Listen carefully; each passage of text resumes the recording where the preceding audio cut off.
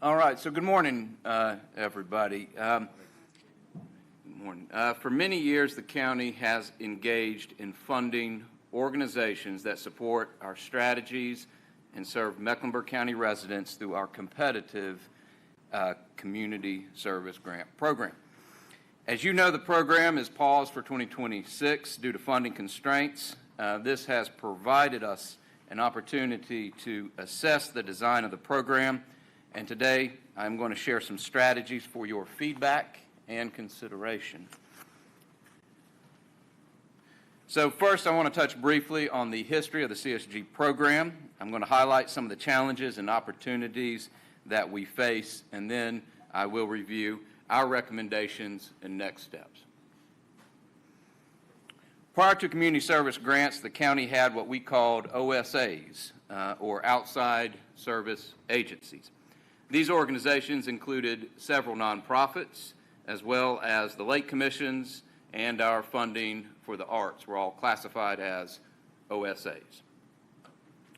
In fiscal year 2005, as we went into fiscal year 2006, the county developed a competitive grant process. The outside service agencies were removed from department budgets, and the competitive grant process with oversight with our leadership teams became the county's approach to funding these organizations. In fiscal year 2010, the name was changed to Community Service Grants, and the process was expanded to include information sessions and a review panel of subject matter experts. In fiscal year 2012, the grant program was aligned to the county's critical success factors. In fiscal year 2016, we increased requirements for audits to require that they were performed by a CPA, aligned to general accepted accounting principles, and that organizations could not have any overdue taxes. In fiscal year 2017, the county established a sunset policy. The policy limited eligibility to 3 consecutive years, so after 3 years of grant funding, organizations were provided the opportunity to apply to become a vendor that was aligned to a department's strategic plan. This was meant so that they would be assessed by the department, but they would no longer compete through the CSG program, and it was intended to open the program up to more organizations. That year, 15 CSG programs were baselined in department budgets, and more have been added since then. In fiscal year 2019, the grant program shifted to align to key themes of the county's strategic plan. In fiscal year 21, the county began funding the Unite Charlotte program through the United Way, which provides funding along with training for smaller grassroots nonprofits. And this year, community service grants were paused due to limited funding. This reduced the budget by $2 million. At the same time, Unite Charlotte was also reduced by $1.4 million to a total of $1.8 million, which is currently still in the budget, scaling the program back from 3 cohorts to 2 cohorts a year. Over the years, 22 different grant programs provided by 20 different organizations became vendors within our departments. That is to say, they were once considered community service grantees and have now been baselined in the annual budget. This slide shows a list of these programs with a total budget allocation of $4.8 million. I would also like to point out that there are other nonprofits that we contract with for distinct programs that they implement separate and apart from the county operations. Here is a subset of those programs that the county began funding because they addressed very specific needs, but they did not come through the CSG process. And this is not an exhaustive list, but a subset of the ones that kind of function this way.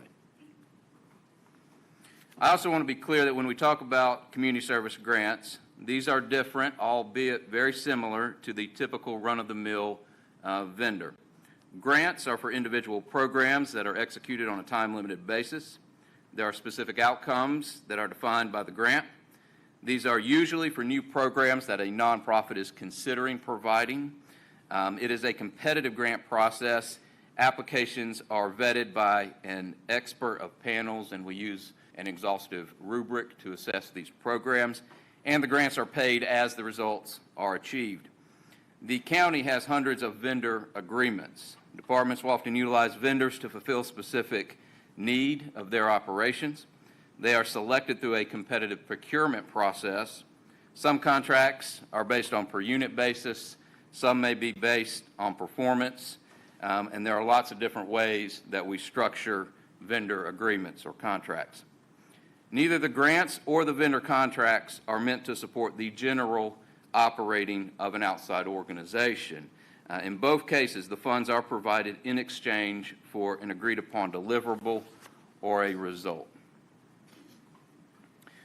So as we've been on pause this year, we have had an opportunity to look back at the CSG program and consider how we might move forward with the program while addressing some of the challenges and opportunities that we have observed. Here are 6 of the most significant opportunities that we've identified with the CSG program. First, there is currently no funding for CSG grants as we go into fiscal year 27 because the funding was eliminated as part of our reductions for this year. Also, over the years, the CSG program has resulted in increasing the ongoing cost to the overall budget, especially with changes like the 3-year sunset policy that opened the door for CSG programs to receive funding separate and apart from the grant process. The CSG application process has always started with a call for applicants in the fall, and then grants are awarded to organizations with the adoption of the budget in the upcoming year. Because we accept applicants or applications at the same time that we are developing the budget, we're never in a position to tell potential applicants how much funding is available or to provide a lot of direction on the size of the grants that we will accept. We've heard this from several organizations as a source of frustration, and in the future, we'd like to provide them with more clarity around the available funds before they start their applicants. We believe that there's opportunity to better align the CSG program with the county's objectives by providing more specificity about the community outcomes that we're trying to improve. We also recognize that it's important to maintain a competitive process. This allows us to ensure that we're paying for the best results for residents. And lastly, we want all of the organizations that we work with to be successful, and this means having some controls on the front end of the CSG process to ensure that any organization that receives a grant is well positioned to use public dollars and can meet all of the requirements that are entailed with the grant. So with those challenges in mind, here are some strategies that we propose for the CSG program going forward. So first, we recommend that we end the practice of sunsetting CSGs every 3 years. That began in fiscal year 2017. And we require all organizations that were former CSGs to return to competing for funding through the grant process. This means that the CSG process would no longer have a 3-year limit, and there would no longer be an option to apply for a vendor at the end of those 3 years. It also means that the 20 organizations that have programs which were former CSGs would need to compete for funding along with other nonprofits that might apply through the CSG process. The sunset policy was intended to allow for more funding to go to new applicants each year. However, in practice, many of the sunset CSGs simply became vendors with baseline funding. And even though departments do work to assess their continued effectiveness each year, these programs no longer compete in the CSG process, and county dollars have been used to fund them on an ongoing basis. This practice has ballooned the budget for nonprofits. Ending this sunset process would make the program more competitive. The clearest drawback to this change is that organizations that were former CSGs would now need to adjust to a competitive funding process each year. We would, of course, notify the organizations of any changes with plenty of time for them to pivot. Next, we recommend that we establish a practice of funding the CSG program with fund balance based upon a predetermined percentage of the balance that is available above our threshold from the last year. And here's how that would work. So usually around late fall, early winter, as finance closes out the books, we know for certain what the final available fund balance above our policy minimum was for the preceding year. Using a small percentage of the available fund balance to fund the upcoming CSG cycle would then serve as a source for the program, with the understanding that grants are only awarded on a one-time basis. On this slide, I have included an example using 5% of the fund balance over the minimum fund balance policy. The teal table shows our year-end fund balance above our minimum threshold. The gold table reflects what 5% of that funding would provide for the upcoming fiscal year. And you'll notice that the timelines are offset. So if you look at fiscal year 2020 to the left, you will see that we ended fiscal year 2020 with $106.4 million in fund balance over the policy minimum. We knew what that number was during the second quarter of fiscal year 2021. And in this example, 5% would have provided $5,320,000 to fund the CSG program going into fiscal year 2022. In the gray table below, I've included the actual funding that we provided to CSGs and the programs that were formerly CSGs for a comparison. We have not finished the financial statements for fiscal year 2025 just yet, so I'm only showing the numbers that we had back around June and July as an example for fiscal year 2025. We expect that the final figure for fiscal year 25, using 5%, would yield funding that is at least equal to the current funding that we have in the budget for the programs that were former CSGs. There are some benefits to this approach. First, the strategy would reinvest a portion of our fund balance back into the community through the CSG program. Using fund balance also means that our annual ongoing county dollars would go to support the core county services that we provide rather than a grant program. In other words, the amount of money that the county gives out in the form of grants would be based on how much money we had available. This approach also opens up options to conduct the program on a different timeline, and I have another recommendation where I'll talk about that. There are a few potential drawbacks that we should all be aware of if we proceed with this approach. It involves the repeated use of one-time funds, and there may be a year in the future where it is no longer available for CSGs. However, based upon our history, we are confident that we have flexibility to use a small amount of fund balance in this way. If fund balance were to drop below levels that allow us to continue offering a grant program in the future, we would communicate early with potential applicants, and we would know that early. Also, because the strategy depends on adhering to a predetermined amount, it will require discipline to hold to the percentage and not to add just one more grant to the approved list.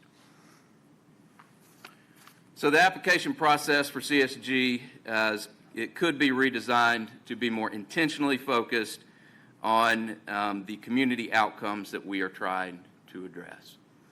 So in prior years, the applicants were asked to apply to programs that align to four core goal areas of our community strategy, such as connected community or healthy community.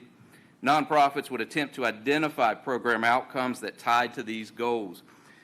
With this proposal, I recommend that our new process would intentionally identify the outcomes that we want to improve on the front end of the grant program. Nonprofits could apply with programs that demonstrate either direct or indirect improvement to these outcomes. For example, our list of outcomes might include specific health metrics we would like to see improved for uninsured or underinsured residents. Programs that could directly or indirectly improve those metrics would be good candidates for a CSG, and they'd be considered based on their ability to impact those outcomes. This approach would provide more clarity to applicants about what we are trying to achieve. It also allows the county to be more intentional in aligning to the areas of greatest need, and it builds upon our philosophy of paying for results. One of the potential drawbacks is that it will take some time to compile a robust list of the outcomes that we would want to use for this program. But as you heard yesterday from Michael Griswold, he and his team are already working on putting together a list of outcomes. Another tactic that would benefit the CSG program is to establish funding minimums and maximums. Setting grant maximums would help to ensure that large applicants do not monopolize the available funding. Also, very large and expensive programs are likely to require more discussion at budget workshops, and they may not be best suited for the CSG program. Minimums, on the other hand, would help to ensure that applicants include programs with significant impact, adequate funding for implementation, and the appropriate framework to report on performance. In recent years, the CSG program has had far more applicants than the county can fund. Setting minimums and maximums can provide clarity to applicants on the general size of the programs that work well as a CSG. For smaller programs, it should be noted that the county also funds the Unite Charlotte program through the United Way, and they provide grants or will provide grants of $35,000 or $55,000 along with training. Also, the budget for fiscal year 2027 could include a contingency allocation, and this would allow the board to invest in small one-time programs that might come up throughout the year. The use of funds from a contingency budget can only be approved by the board, but it does not have to be a restricted contingency that is restricted for a specific purpose at the front end when the budget is adopted. A contingency of $125,000 was previously included in the annual budget, but it was eliminated in fiscal year 2020 because of underutilization. There are some potential drawbacks to this recommendation that I want to call out. The alternatives for smaller organizations such as Unite Charlotte and reestablishing a contingency fund are an important feature. Without these alternatives, smaller organizations may unintentionally be excluded simply based upon their size, and that is not what we intend. So we want to make sure that those are in place. The next recommendation that I have is about the timeline for the program. If the board is in support of the proposal to use a predetermined amount of fund balance for the CSG program, then we can operate on a different time frame. The board could allocate funding first to the total CSG program, and then we could award specific grants later in the year. I've included a recommended timeline here on this slide. First, my screen went away. First, funding based upon fiscal year 2025 year-end available fund balance would be included in the budget for fiscal year 2027 as a total amount for CSGs.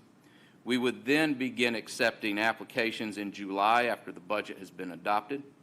In September, we would close the application and we'd begin the process of reviewing all of the applicants and preparing recommendations for award. This would put us in a position to update the board and to draft contracts in December and January. Grantees could begin implementing programs on February 1st, 2027. Funding would then be determined for the 2028 budget based on the percent of fiscal year 2026 available fund balance. So one of the major benefits of this approach is that it separates the board from potentially being in a position to have to pick winners or losers during the budget process. Instead, the process would work much like the ARPA grants that were provided, in which the board approved the program and the budget as a whole, and then county staff using the review process would identify the grants later in the year. Also, application submission and review activity occurs outside of the time when we're working through all of the other budget decisions. This would allow us to have more intentional focus on both the budget decisions for the county and the CSG program. It would also allow organizations to potentially respond to any gaps or any issues that came up during the previous budget cycle. And it would allow grants to be awarded beginning as soon as February 2027.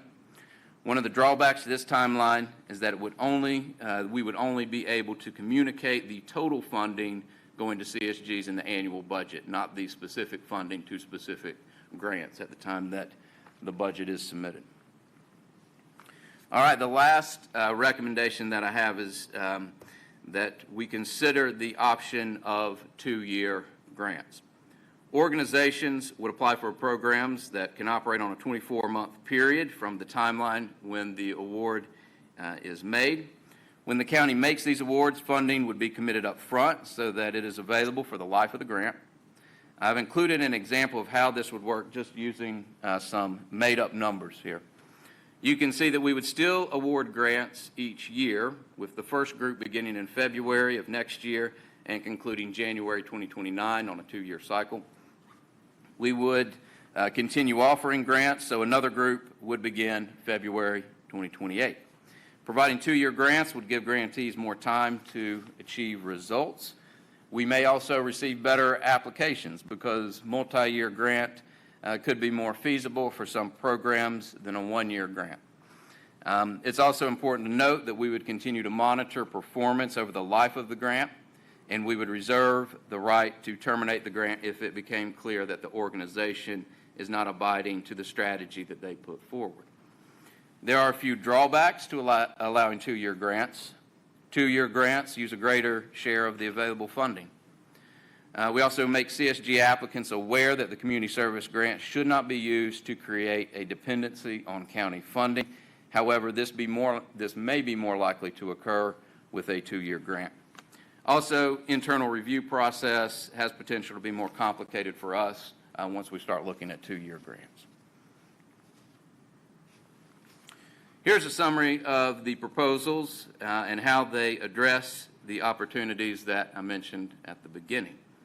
Eliminating the sunset policy and requiring former vendors to compete will ensure a competitive process, and it can help to prevent the grant program from ballooning the budget.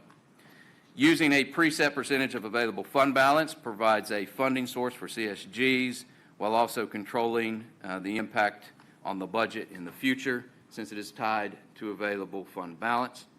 And it provides more clarity to potential applicants on the amount of funding that we will award. Focusing the application on specific outcomes will provide greater clarity to applicants, improve alignment to county objectives, and it will ensure a competitive process, since the desired outcomes will be clear on the front end when they're making their applications.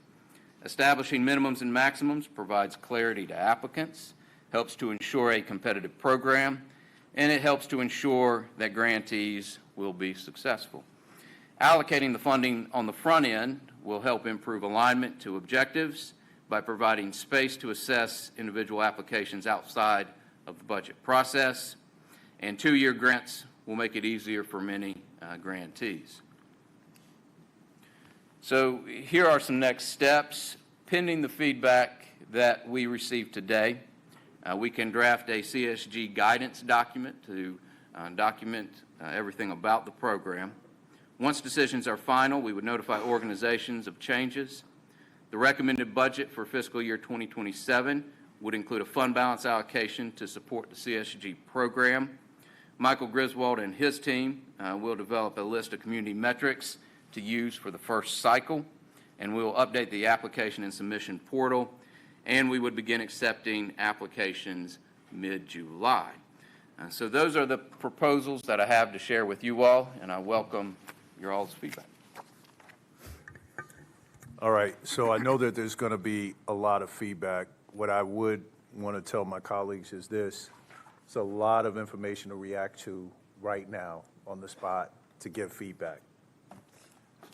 What I want to do is reserve the right, depending on the comfort level of my colleagues, to come back and even go again in a budget policy meeting to go through this again and give it a little bit more time to absorb, as opposed to just saying feedback now, come back with a draft. So I'm going to put that out there. We'll see how we land as we go through our questions. Madam Clerk, it'll be 3 minutes. I saw Commissioner Rodriguez-McDowell and Commissioner Dunlap. Mr. Chair, can I make a comment before Please.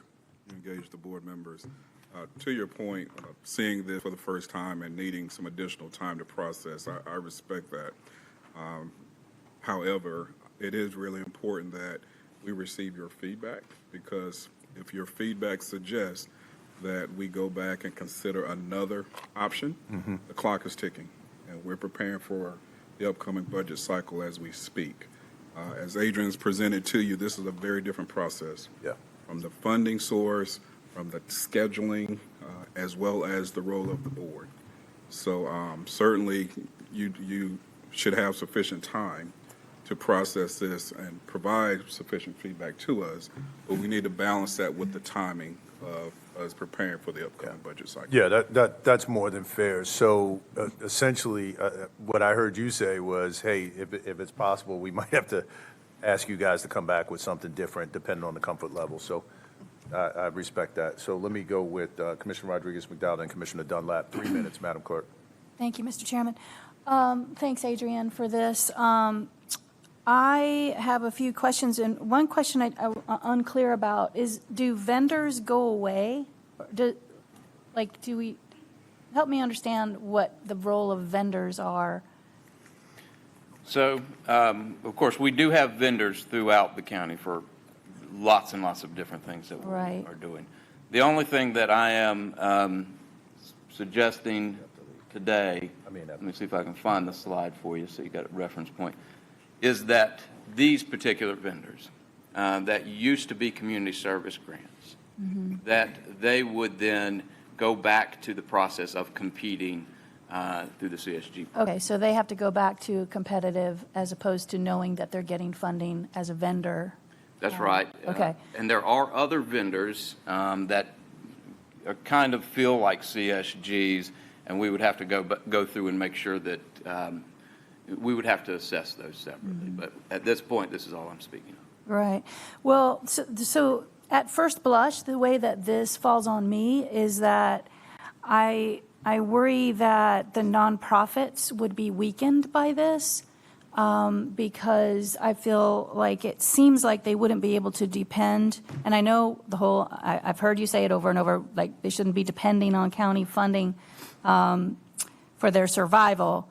But we have nonprofits that are literally doing the work that we need done for our community, right? And so this idea of weakening them, I find extremely concerning. And maybe I'm wrong about weakening, but that's how it looks to me, that they wouldn't be able to, I know if hang their hat on, okay, we're standing up a program, and I know that you had a 2-year option, but it seems like it just sort of pulls the rug out in my mind. And like I said, I'm open to being wrong about that. But can you also clarify on page 194 where you're talking about Unite Charlotte? They're using their own funding, not our funding, for their grants, correct? So Unite Charlotte is fully funded by the county. I don't believe It's fully there's any. funded, Yeah, okay. there is no other funding source for Unite Charlotte that I'm aware of. Oh, okay, so it's not the United Way. I didn't know this term of Unite Charlotte versus the United Way. It's separate. Unite Charlotte is a program managed by United Way. By what? It's managed Oh, by yes. United managed Way, by but United. it's funded by the county. That's right. So it really takes away the county's direct sort of involvement. It's sort of subcontracting it out to this other group to make the choices of Keep going. the grants. That's a fair description of it. They are making the grants. They have staff involved. They have a board involved that makes the grants to these smaller organizations. But they are a county, They are funded by the county, yes. are they a nonprofit or are they a county department? Neither. They are, they're a nonprofit. It's United Way. It's just like we have funding and correct me if I'm wrong here, Adrian, but I think it's just the way we have, the way we administer programs, say like for the federal government or for the state, there are certain programs that we administer. They're essentially administering the program on our behalf. Okay. So that it allows our staff not to be. Oh, okay, gotcha. All right, thank you, that's helpful to understand that. I got a lot of questions, but So, I love your idea of going deeper. Yeah, and we may have to do a round 2 depending on time check and all that stuff, but definitely, let me just see if we can get through everybody first. Yeah, I had quite a few too. But Unite Charlotte is the money we give, and the reason we did that, because you were here, was so that we could strengthen nonprofit organizations. The CEOs or presidents of those nonprofits had to go through training in order to get those grants. So Right. that's why we did that. Okay. Because we found out that a lot of the nonprofits lower-level nonprofits were failing, and that was a way to strengthen them, make sure they did their paperwork right and stuff like that. The 125 that was removed for unutilization, and part of that was that I don't know that we really understood that, and we were always waiting to see if, well, do we use the 125 for this organization, or do we use the 125 for that organization? Is it worth taking the 125 out? I don't know that I would have necessarily done away with it, because there might come a time when we miss something, and rather than wondering where the money's going to come from, that 125 was already there. The fact that it was never used is not really a bad idea. In addition to the underutilization, also the board shifted to an interest in spending down fund balance as well. Okay. When you talked about the funding cycle starting in February, was there any consideration given to the funding cycle for the nonprofits? Because I think most of them were on like an annual basis, either July or January or something like that. Extra question again, you're talking about the term of their contract, or? Not the term of the contract, the funding cycle for the nonprofit. For the nonprofits, not the CSGs. Right. For the nonprofit itself. Well, nonprofits in general, most of them came when we did our presentation in September, knowing that it was going to be discussed, they were going to be funded July 1. Yes, So their budget cycle started July 1. yes. Some of them have a funding cycle that starts January 1. We have proposed a funding cycle for them that starts February. Right, and the reason for that is because of the alignment with some of the performance data that OSI will be assisting us with. It would align perfectly in terms of tracking their metrics. Okay, the 2-year cycle, fine. 2-year cycle's fine. On the second year of the 2-year cycle, we're still funding, because we got the 5% if we use the 5%. We're still funding. Will the people who applied and received grants the first year be able to apply on the second year? Yes, we made no decisions to preclude anyone from applying from that subsequent year if they receive funding. All right?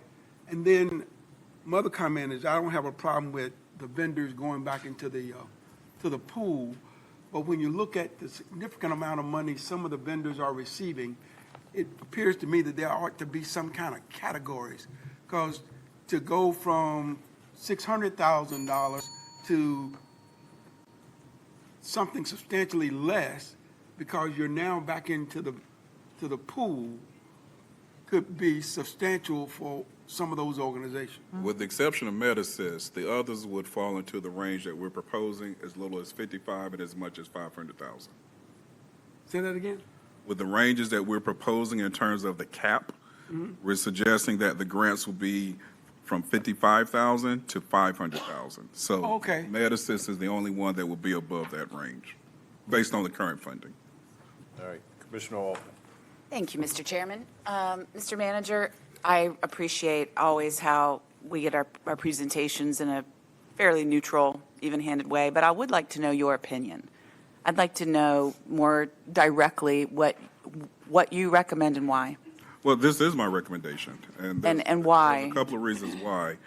One, it's more predictable in terms of the funding stream. We will know, based on the percentage, as Adrian outlined, what the dollar amount will be designated for funding nonprofits. Then the second part of it is, once that funding stream is approved, we can look at the performance measures. We talked about the scorecard yesterday and identify the metrics that we want to gear our process towards in terms of where there's opportunities to improve. Then the other part of it is, as Adrian mentioned, the board will not be in a position to select winners and losers, for lack of better wording, but instead it will be solely based on metrics that we will come back later in the year to present to you during that date in terms of what our recommendation is. So the predictability I like in terms of revisiting your role in the process, I like as well. The 2-year process, for those that receive funding, we learned as part of the ARPA process that it takes time, particularly for new recipients, to stand up their programs. So to limit them to 12 months could be challenging for some. So it'll be reviewed on a case-by-case basis, but they will have an opportunity to receive up to 2 years of funding. And what about the concern raised about the challenge this poses to nonprofits. What's your response to that? I respect the challenge, but I also stand firm that, as we've said in the past, they should not rely on county funding to operate. Because this is where you get that long list of vendors, of agencies that have received funding for quite some time, and we find ourselves back at square one. I believe that we do a really good job during our orientation and partnering with the nonprofits to assist them with decreasing their reliability on county funds, because just like this year here where you had to eliminate funding from the CSG process, who knows what may happen in subsequent years as well. So the reliability on community service grants to rely on our dollars, I don't think is a good practice. Well, I do consider you incredibly knowledgeable, and I am interested in giving a try to what you and your team have proposed. I know that your vested interest above all is to use the precious dollars we have the most good. And I appreciate you coming up with a new approach, and I support you in that. Thank you. Give me 1 second, Arthur. Let me finish off everybody to the right. Let's go with Commissioner Powell, then Commissioner Meyer, then I'll come I'm coming to everybody on the left. Okay. So thank you for your presentation. I have my notes, and they kind of match what County Manager said. It seems like there's an increased level of scrutiny, which I think we need. It seems much more fiscally disciplined, predictable. I love how we really need to have a focus on tracking metrics. I think that it's like we need to do better on that. We need to have less of like at the last minute, oh man, one more grant. Like everybody up here, when you said that's a risk, like what are the downfalls that you can't have, here's one more that we have to add. And I love that you talked about learning from ARPA, because, just from what I had to deal with in ARPA, was like so emotional from the nonprofits. I love that you've woven that into this so it never becomes that way again, because you can't rely on the funding. It could be gone, especially in this atmosphere that we're in. So unless somebody says something that really changes my mind, I support this. Thank you. Thank you. Commissioner Meyer. Thank you. So on this list, I see, Care Ring is twice because they have two different programs. But are there any of these that we fund in anywhere else in the budget? Like Care Ring, we fund them separately, don't we? So there are some of these organizations have separate agreements, not for these specific programs, but they may have separate agreements as vendors. So I know that from time to time, Health Department might contract with C.W. Williams to do some things. So they have different general kind of contracts with some of these folks. So if this goes away and they have to go back to being competitive, that still stays, those contracted out. That's right. We're not necessarily talking about any changes to any of the contracts that. So the contracts stay? That's right. Okay, because they're doing the work. Okay. This is just about the program. The programs that they're doing. Okay. I also like the 2-year option. I think that gives these nonprofits more of an opportunity to do the work and to show their results. And it seems like, do you think the oversight is about the same as before? Because it seems like you're adding a lot of work to you guys to oversee this. We did discuss that this would require an increase in our workload, but we think it's worthwhile, particularly when we are connecting it to the desired results in our scorecard. And it's very important that we can articulate what that return on investment is, but we'd rather do it on the front end as opposed to it getting buried in our budget later on and then having to go back. Okay. And in whenever we do this, do we ever claw back like we did in ARPA? We'll consider that as part of the contracts as well. Okay. Do we do that now or when we had? We do have, so the way our CSGs are set up for grantees, When we get to that last payment, if they have not met a certain level of their target performance, we do not pay them fully for their last payment. Okay, all right, thank you. Commissioner Griffin, Leak, then Townsend Ingram. Thank you, Mr. Chairman. I clearly support the direction that you're going in, Mr. Manager, but I would remind the public and everyone here to first answer the question that was posed when there was an introduction to the balanced scorecard. The question is, who is the customer? Who ultimately, is it nonprofit or is it individuals? Who is the customer? The next question you ought to ask is, what are we trying to accomplish with that customer? And hopefully, the staff, Mr. Manager, and your team will recraft some of the outcome objectives that would answer that question. Who is the customer? And what are we trying to accomplish for that customer? And how do we know that we've accomplished this well for that customer? That's ultimately what my understanding of the balanced scorecard is, and SMART goals. I've waited for years to give this back to you guys. All this, the data. Every budget session I've asked you, give me the data. You've given me reams, 15 pounds of data. And guess what? I was fool enough to look at it. Looking at this from the performance management piece, I've even tagged it. Most of it, Michael, is processing and output, not outcomes. And the manager's trying to pull us back together to say, okay, who is the customer? What's the impact and the outcome for our customers through vendors, through third parties, fourth parties, direct services, or whatever? So the process is a good framework process. Proofs in the pudding, Michael, is how do you shape up those outcomes for your contracts? I'm on Human Service Chair. The next largest budget item is HHS. And when I've asked for contracts, the contracts are kind of open-ended, Dr. Campbell. It's more processing. And what would be helpful is the ultimate impact for the customer. How well is the customer doing now because of taxpayer dollars? So we're trying to narrow our accountability focus to deal with the customer. As I said yesterday, and I know it may have touched some people, I'm sick and tired of the presentations that say African Americans on the bottom. If we're applying the appropriate resources and community support, that should change over time, as opposed to, I'm not as old as my commissioner over here, but I am getting close to her, okay?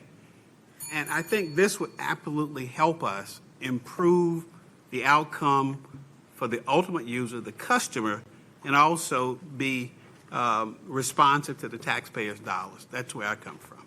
So I support the process. Thank you, Mr. Chairman. Thank you. Commissioner Leak. Let me first say thank you for clarity and understanding. Does the public really understand our budgeting process and looking at grants that come to us? Do we ever peruse the budgets of those who are the recipients of our funds to see how those funds are spent? And they tell us they're taking care of it, but what do we have as a leverage to determine that they are? I said, now, when you tell me in nonprofit, somebody has a salary. So I want to know exactly how they operate with the funds they receive and what other agencies do they go to receive funds. Is it the federal government, the state government, then the local government? And who is the oldest group that received money from the county and has been as a county welfare recipient for 10 years or 20 years? So Commissioner League, I can answer some of those questions. In terms of the CSG program, when they come in as grants, a couple of things that we ask for. We ask for them to provide us with their budget for the organization, and we have a template that they have to use that tells us where they're getting their other sources of funding. And this is something that we have our panels evaluate, because one thing that we typically don't want to do is to be stepping in while someone else is stepping out. We also ask for salaries of their board, and I believe their CEO as well, so that we have that information. And then when we make payments for CSG, so in addition to tracking their performance, we pay all of the grantees based off actuals. So every quarter, when they make an invoice to the county for what's been approved in their grant, they have to provide an expense report of what they spent that money on. In terms of who is the oldest, I don't know exactly who is the oldest. I know some of these organizations that I have seen, when we look back, even going back to, early 2000s, there are some that have been on this list for a long time. Commissioner Lee, regarding awareness, each year as part of the kickoff, we have an orientation session that is held in this room here. It is well attended. It is recorded and posted on the county's website as well. We partner with our PI department to market that orientation for the community's awareness. Thank you. My last concern is knowing success of funds spent from the county to alleviate some of the problems. Some people have been there 10 years.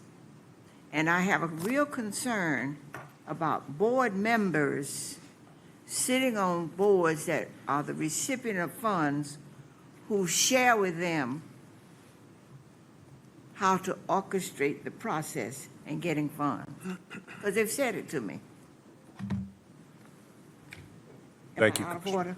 No, the bell just rang, Commissioner, so that was your last thought, correct? Yes, Thank I want you. a response to it, though. Not now, but sometime.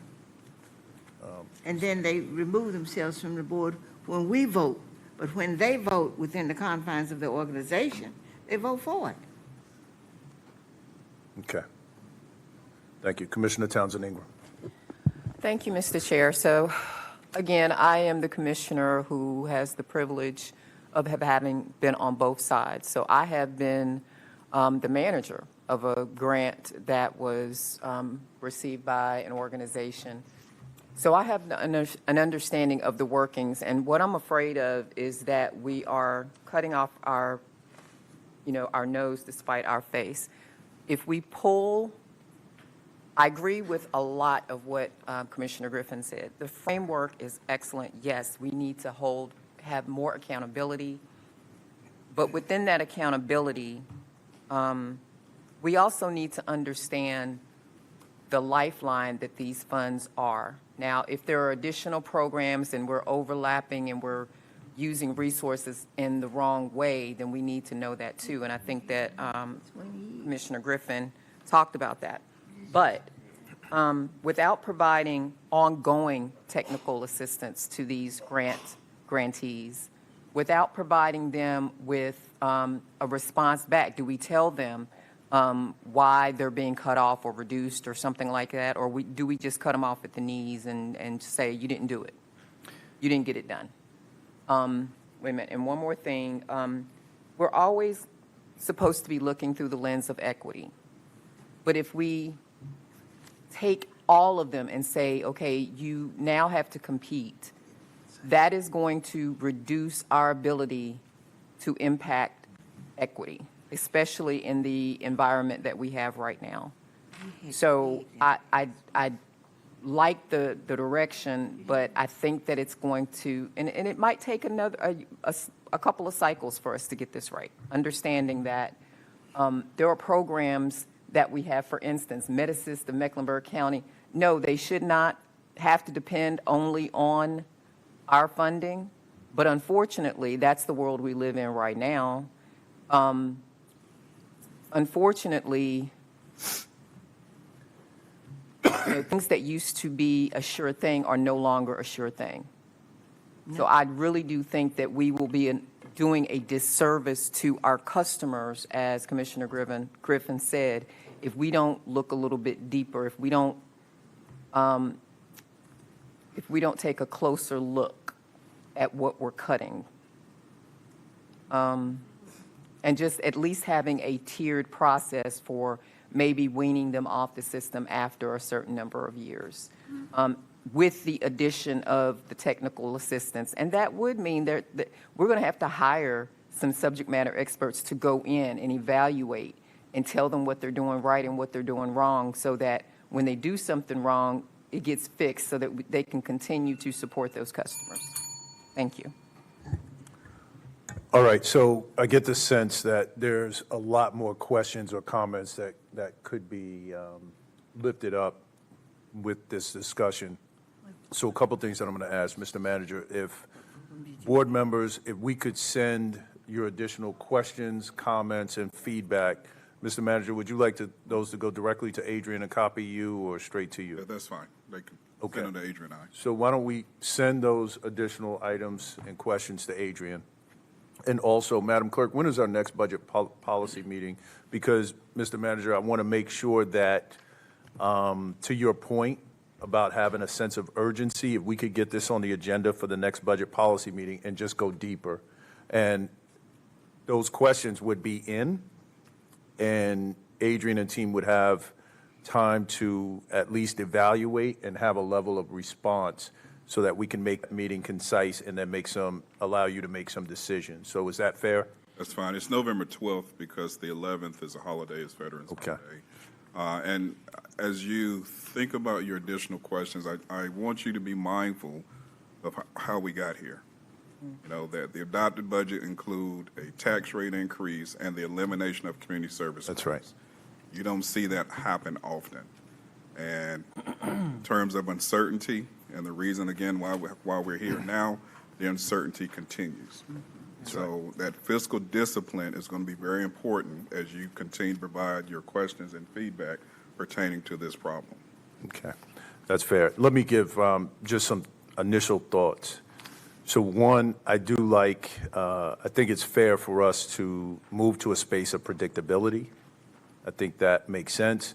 I think the other thing that really makes sense is this idea of not continuing to balloon the budget just for the sake of ballooning the budget. I do think that that is an imminent threat to us, and I think we have solved to that.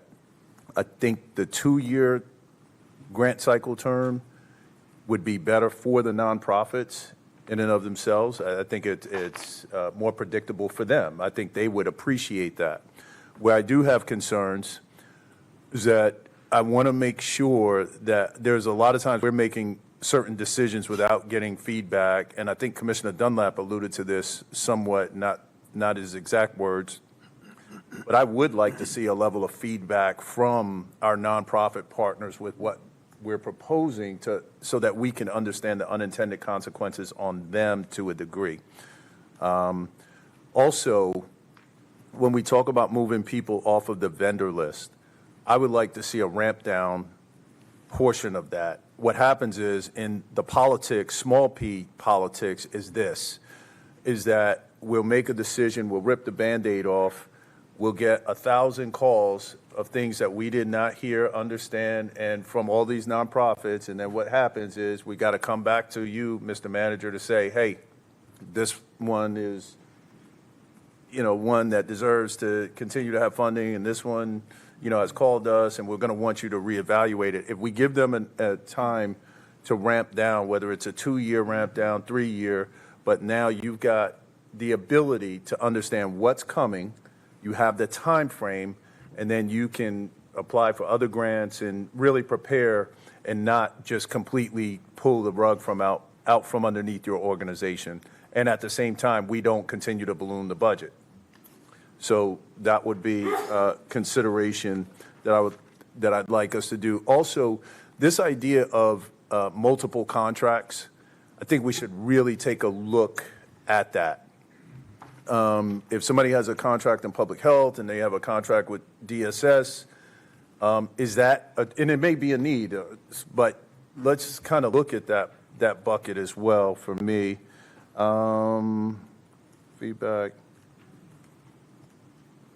And the only other thing that I would say, Commissioner Dunlap is exactly right. We did know about the 125,000 in contingency funding. We never really understood how to use it or how we could use that, but I would like to see that number at 500K for contingency funding for the board. And those are my comments there, and I don't know if you got any feedback. I have one. Thank you for that feedback. The one item I'd like for you and the board to think about, if I followed you correctly, is incorporating the feedback from the partners, what that impact would be if they were to lose funding.